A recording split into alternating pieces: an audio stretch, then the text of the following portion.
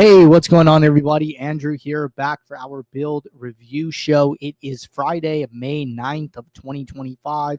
And on this show, I bring users builds up live on stream, giving them personalized feedback and advice about things I think that they can do differently in their contest to help improve their post-contest sim ROIs, help them to build and submit stronger lineups, and ultimately just, hopefully, win more money in DFS. That's always the goal here. But we do this show once a week, Fridays at 5 p.m. Eastern. If you ever want to get signed up for a show, all you need to do is either one, email us, support@sabersim.com, or two, post in the office hours channel in Discord. Let me know the following information.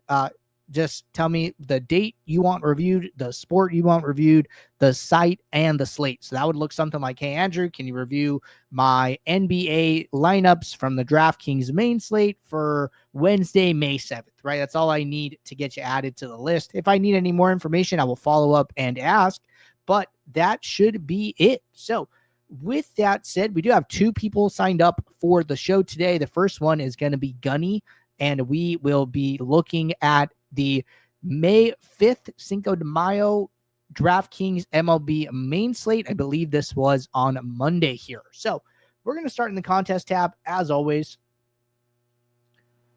And hopping over to the contest tab, what do we see? So maxed out the $5 150 max. Okay. This is one way to play. It's totally okay if you want to do that.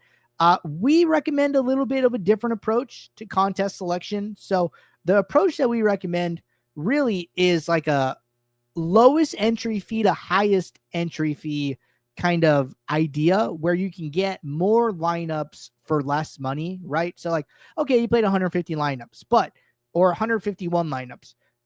But for $850, we can actually get like hundreds, if not maybe even thousands of lineups, and that's only going to help you to smooth out your results. So if you want to take this approach, it's okay. It is a higher variance approach. Here, right, we can play all these dime times, quarter jukebox. You can get 250 maxes for 75, 150 max for $1, right? I mean, that alone, the 350 maxes, 450 lineups for 300, right? And then if you add in all the 20 maxes, $1 20 max, $4 20 max, right? You're just going to get so many more lineups in, and that's a good thing, right? So more lineups is going to help you to just not have such drastic swings. So that's what I would recommend there. We do have some good old videos on our YouTube channel, the primary one being the DFS profit plan.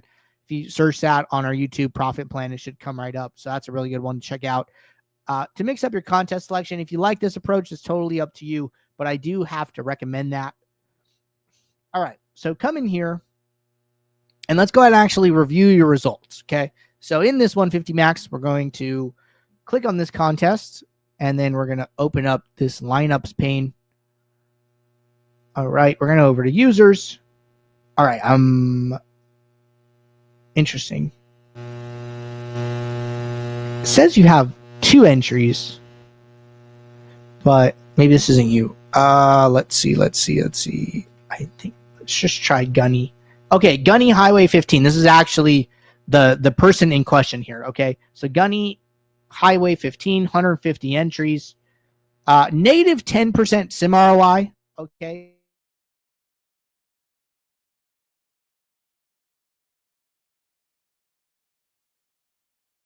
So we're looking at users who entered 150 lineups or more. So highest 150 maxers. If you're in double digits, you're good here. You're really good. Even, above anything above 10%, I would say is like kind of where you want to be at. We see highest like 34, 20s, single digit, you get it, or like 19, 18, 15, 14, 13, right? So if you're in this range, I would say you're building really strong lineups. And then Gunny is down here in like the negative 10% range. So what do we see about his lineups? What do we think we can change here to help? Now, what do I see? So, okay. So average salary looks a little bit low. It's at like 49-1. And a lot of these top sets, 49.5, 49.7, 49.9, 49.4. There's a 49.2, but it's a little bit on the lower side. So average salary is one thing that is coming into question for me. Number two would be sim average score, which these are usually a bit correlated, right? So like sim average scores here at the top, 97, 99, 94, 96, 95. And then Gunny was at 91, I believe. We come down here. So sim average score is like 91.87. So little low on the salary, little low on the sim average score. Okay. So these are the big things that we need to kind of keep an eye on. So I'm going to write it down. Average salary, average sim average score. And then these are low. Okay. So let's go into your build and let's see why that is. Where did these come from? It looks like they came from build 1. So let's go over to build 1.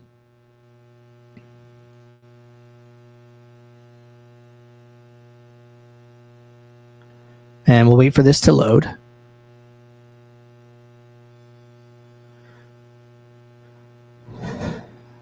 Okay. So what do we see here? 5K lineups, default min and max. Small recommendation I'd make right out of the gate, try boosting this, right? Try boosting your min salary to 49,000, 49.5 if you want to be aggressive, right? This could be useful. Let's sort by exposure. No exposure adjustments in the all tab. No adjustments in batters. No adjustments in pitchers. Nothing in any of these individual tabs from what I could tell. Okay, so pretty hands off so far. Let's go over to stack exposures. Allowing all stacks to be used. Okay. Nothing in games. Nothing in teams. So super hands off right here. Not doing very much at all. We go over to lineups. Looks like they're using autofill. Looks like using ROI here. So one note, right? If you, what I would do in general here is just set this top one in the top right, set it to target contest ROI. Okay. What this does is if you have multiple contests and say you're using multiple contest sims, right? It's going to match the contest name to that specific ROI. So rather than coming in here and having to change all of them manually, it is automatically going to use this contest's ROI. Okay. So you just set this target. You're all set. I wouldn't use the ROI for a cash game. I would instead recommend using projected score for that one. So you just switch that there. You can leave them both checked and then fill them simultaneously. Okay. So that's what I would do here. With your build being so hands off, right? I think that we need to add this element of studying winning lineups so you can know kind of where you can add more value to the lineups that you're seeing. So what I would do here, right, is after playing this slate, I would go into flashback every single day and do like what we just did, right? Like, okay, my sim average score and my average salary are a lot lower than the top lineups in my contest. How can I fix that, right? How can I make my lineups more like the best lineups in the contests? Then we need to do things in the build to kind of get closer. And then the next day you try and get a little bit closer and then a little bit closer and until, you know, you're like a top 10, top 15 sim ROI, right? So first thing is, okay, let's try and come in and let's boost this minimum salary, 49K, 49.5. Then we saw our sim average scores a bit low. Well, maybe we need to filter out some of the lowest projected lineups here, right? Okay. So then what I would do is I would go into this lineups, into direct fill, where you can see how many lineups are in your pool, how many lineups are in your trash. If you don't see it, just click this drop down. If you want to see it all in one little shot, just bring the lineups to the left. And then I'm going to start adding a post-build filter where I'm going to get rid of some of the lowest projected lineups, right? You don't need a number here. You just got to kind of make one up. And then what I'd recommend doing is trying and filtering out the lowest like 10 to 20% of projected lineups. So here, I set this filter and I said, show me lineups with projected score greater than 90. I come in and I go and see the effect that it has. Okay, it moves 1,700 lineups to the trash. So 10 to 20% would be like 500 to 1,000. I'm going to say this is a little too aggressive. And I'm going to lower this, right? So, okay, I'm going to go lower it to, say, 88. Okay, at 88, we're super close, right? We're at 1,100. I'm just going to leave that there and let it be. So, okay, cool, right? This looks good. I'm going to scroll this out. Okay, well, like, hey, look, now our sim average score went from 91, which I think it was at 91, up to 92.3.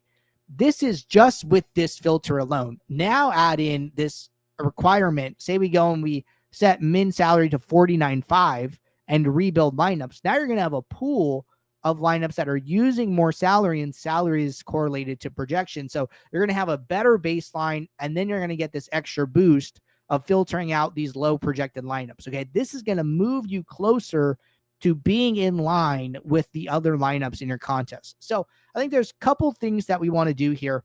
Number one, increase your min salary. Number two, add in a post-build projection filter. And then number three, I would really strongly consider contest selection of working your way in the lobby from lowest entry contest to highest and just maxing them out until you hit the dollar amount that you want to play. And even if you're like, hey, I always want to play the flagship. Okay, well, like, try entering less, try entering 10 lineups, try entering 20 lineups, right? When you do this, people think like, hey, you're playing a contest, you have to max it. That's untrue, right? In theory, you're entering your best lineup first. Then your second lineup is a little bit worse. Your third lineup is a little bit worse. So all you're doing, say you enter 20 lineups, is you're opting to only enter your best 20 lineups and not enter your 21st through 150th best lineups. That is okay. You don't need to max a contest in order to win it, right? So I would do those three things that we talked about and try those out. Let me know how they go, and we can always circle back and do another review. So that would be my advice here. All right. Good one there. Small adjustments, but sometimes small adjustments can go a really long way, and we don't want to change too much too fast. You got to start somewhere, and then you iterate on it every day, right? There are baseball games every single day. So plenty of opportunities to come back, tweak. All right. Good one there. The next one up is going to be Junk Dog. We're going to be looking at the DK MLB main slate from yesterday. So let's get over to that slate. Pull it up on my side first. Yesterday, 4-game main slate. This is like where the slate was split in half between early and main. And let's get this up on the screen.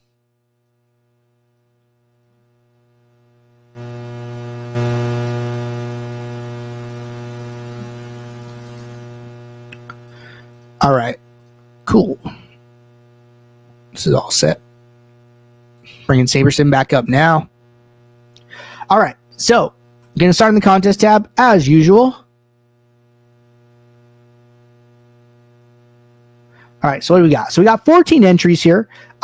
This is something that we changed recently, right, for Junk Dog. So previously was like jamming the low stakes, but we noticed that like, hey, some of these lower stakes contests that he was playing in particular were very low sim ROI. So we decided to move up in stakes a little bit and just use that bankroll a little bit smarter, even if he's getting less entries here. So I think before he was getting more entries, but, while being bankroll conscious here, playing better contests, but getting less entries, that's an okay thing to do, right? If you're on a budget and, you're trying to grow your bankroll, you want to put your bankroll where, it's best served, right? And in this case, the $1.20 max ended up being a better option than some of those like 50-cent 150 maxes. So this is a fine decision. I like it.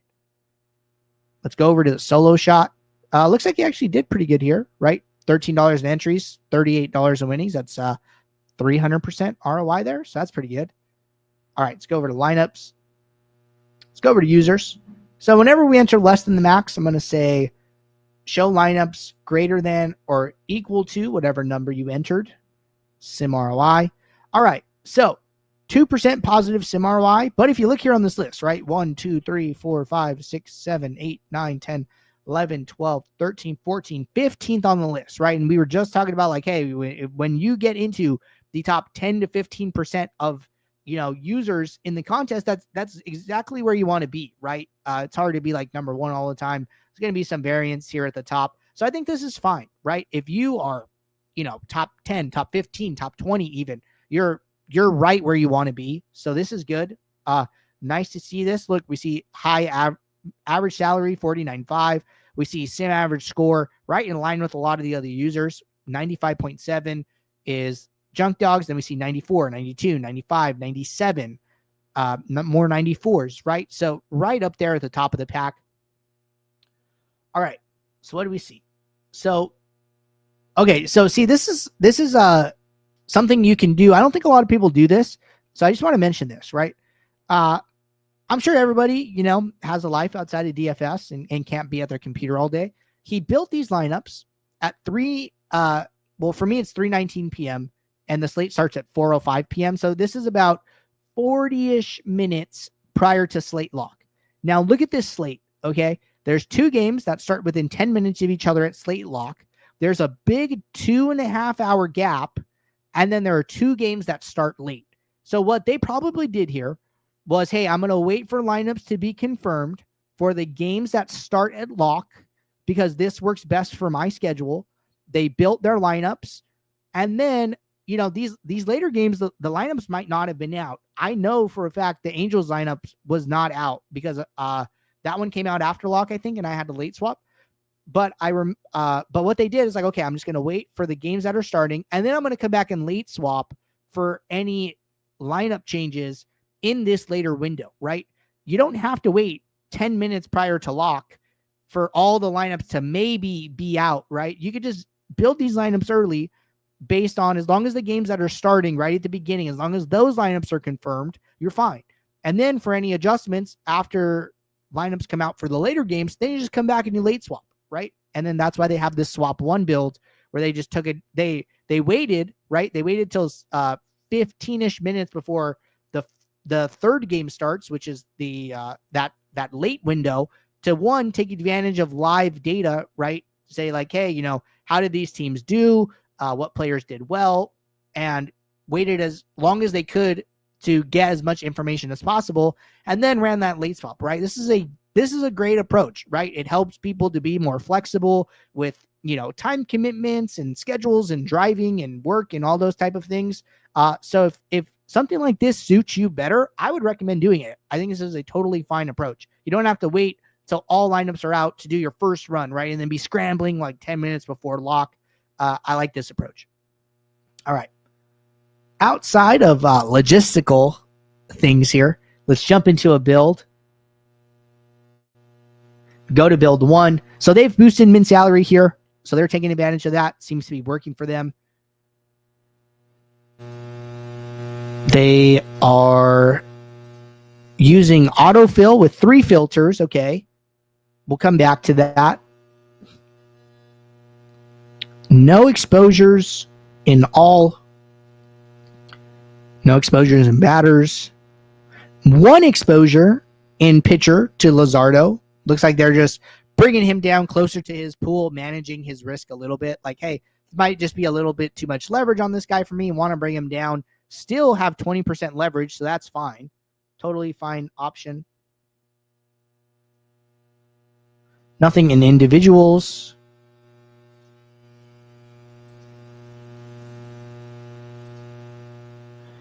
Interesting, only allowing 5-2s. I think we saw this last time too. I mean, hey, if it works, it works. Nothing in games. 1 adjustment here to Cincinnati. They were the lowest projected run total team. And what they did here is like, hey, I'm going to go about 3x their pool exposure. So like they're rounding up pool exposure to 12%. And then saying, I don't want to be more than 3x the field on the lowest projected team. that's okay, right? Risk management, totally cool. No problems there. Nothing in these individual tabs. Let's go over to the autofill. 3 filters, some own projection and ROI. Okay, so they're chopping off some of the highest owned teams, boosting projection, and then setting a filter for ROI greater than 0. These are all fine things to do. I don't have a problem with any of these things, right? Especially on like a 4-game slate. I think the ownership one makes a little bit more sense. 12-game slate like today, I probably wouldn't use it, but they're obviously using it on a small slate, so that seems fine. And they're using target ROI, 6 uniques, seems good. So again, I'm happy with all these decisions. They're toward the top of the sim ROI charts, and we can see why, right? They're making a lot of good decisions here. I like all of this. If you guys are looking for tips and ideas about how to get better at baseball, take some away from here, right? A lot of good decisions going into these, and I'm super happy with what I see.